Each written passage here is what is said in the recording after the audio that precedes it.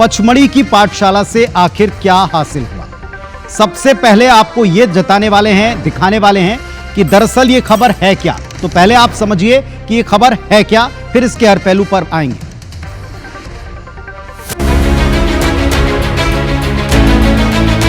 BJP नेताओं को सत्ता, संगठन, अनुशासन, नैतिकता की क्लास दी गई।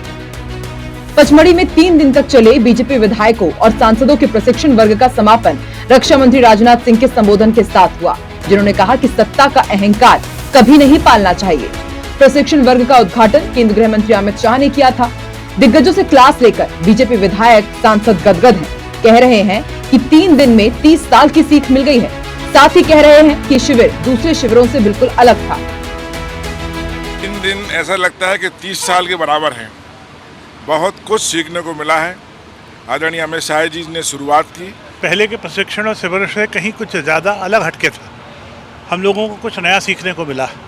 अच्छा, सीखने की कोई उम्र नहीं होती। और बीजेपी शिविर को हर मायने में खास और सफल बता रही है, तो दूसरी तरफ कांग्रेस इससे इत्तेफाक नहीं रखती।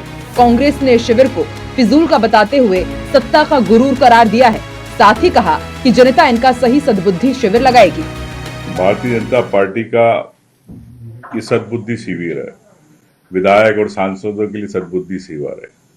भारतीय जनता पार्टी अब गुरूर में है, सत्ता के गुरूर में।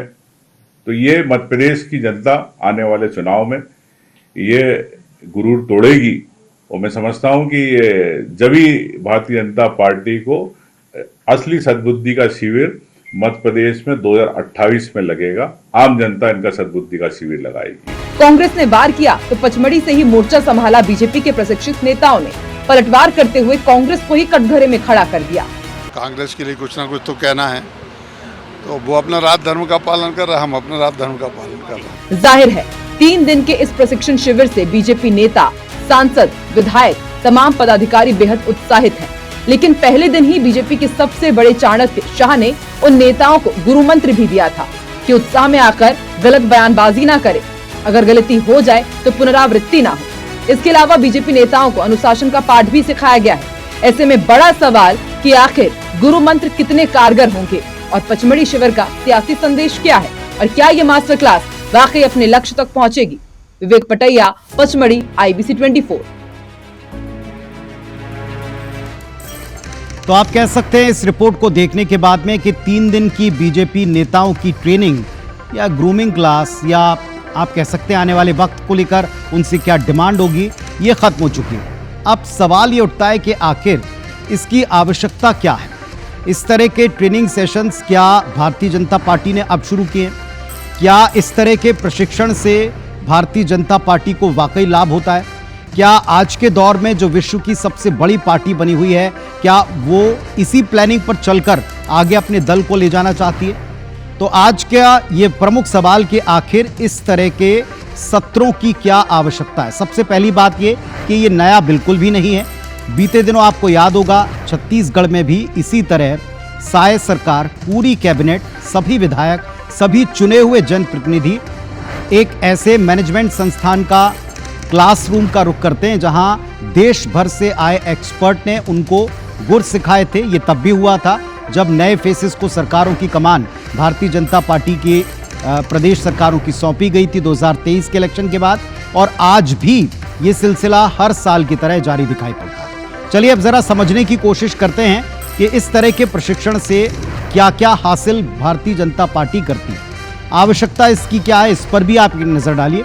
तो विश्व का सबसे बड़ा दल भारतीय जनता पार्टी है, और भारतीय जनता पार्टी जिसकी सबसे बड़ी ताकत उसके अपने कार्यकर्ता हैं।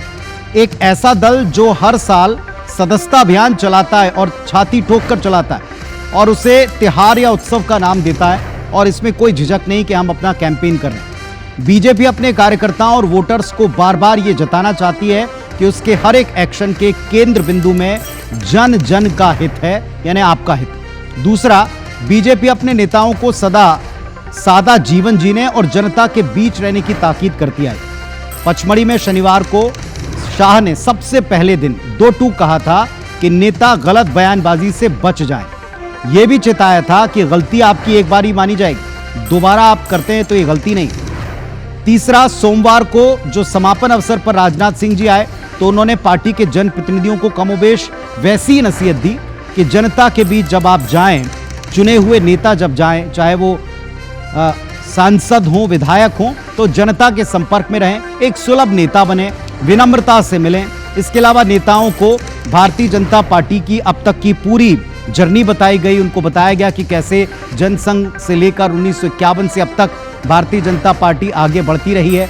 आगामी उनको सिंधु नदी पानी के गंगा नगर तक पहुंचाने वाला जो प्लान है उसको भी समझाया गया है। पार्टी के सांसदों विधायकों से सामाजिक भौगोलिक इलाकों में ST SC बहुल सीटों पर पहुंच बढ़ाने का टास्क भी इनको दिया। कुल मिलाकर जो सीधा मैसेज है वो ये है कि नेता तोल मोल कर बोलें और सतर्कता से अपना निजी स्टाफ चुनें, यानी जनता के बीच पूरी तरह से ऐसा बर्ताव करें कि आप एक जन नेता साबित हों, पार्टी के लिए कोई मुश्किल खड़ी ना करें। कुल मिलाकर बीजेपी नेताओं की क्लास जो बीते दिनों मध्य प्रदेश में हमने एक सिलसिला देखा था, ऑपरेशन सिंदूर के बाद ऐसी बयानबाजी जो पार्टी के लिए भारी पड़ी थी, उसका आप इसे सबक कह सकते हैं कि पार्टी ने फौरन इस पर एक्शन लिया और भले ही सीधे तौर पर ना दिखे, लेकिन नेताओं को चेता दिया कि एक बार की आपकी गलती मानी जाएगी।